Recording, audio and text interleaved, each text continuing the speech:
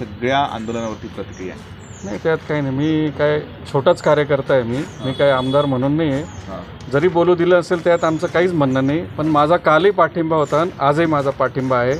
आम्ही कैलासवासी 84 साहेबांनी आदिवासी विकास खातं निर्माण केलं आहे, त्याच्यामुळे आम्ही त्यांच्या 84 वंशज असल्यामुळे आदिवासींना काय अन्याय होता ते आम्हाला जाणीव आहे त्याची. पण आपल्या या सगळ्या बोलू दिल्याने आपल्याला कार्यकर्त्यांची नाराजी आहे, आपल्याला लोक भेटायला आले आहेत, अनेकांनी या संदर्भात नाराजी व्यक्त केली, कारण आपण अनेक वर्षांपासून काम करते आदिवासी लोकांसाठी. नाही स्वाभाविकच आहे, कार्यकर्त्यांची थोडी नाराजगी होती, कारण की इगतपुरीचेही काही कार्यकर्ते बोलले, त्र्यंबकचेही बोलले, आता आमचे कळवण सुरगाण्याचे बोलले की लोकप्रतिनिधींना बोलू द्यायला पाहिलं होतं. मी होतो, खोसकर साहेब होते, परत भारती पवारही होत्या आणि पिचड साहेबांचे चिरंजीव ते पण आले होते, माजी आमदार वैभव पिचड आणि माजी आमदार धनराज माले पण होते.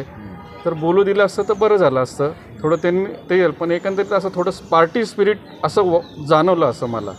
ह्या आधी काही ठरलं होतं का मीटिंगच्या आधी कोणी बोलायचं नाही किंवा पक्ष आणायचा नाही? नाही असं ठरलं नव्हतं, पण त्या मुलांची जी काही संघटना आहे त्यांच्या माध्यमातून मला जरा काही जणांनी सांगितलं की आमचं ठरलं होतं की प्रत्येकाला बोलू द्यायचं, पण नंतर काय झालं ते कुठे माशी शिंकली हे काही मला समजलं नाही.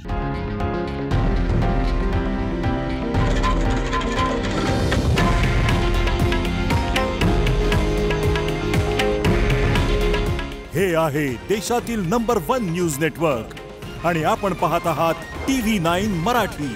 काळजी तुमची, हित महाराष्ट्राचं.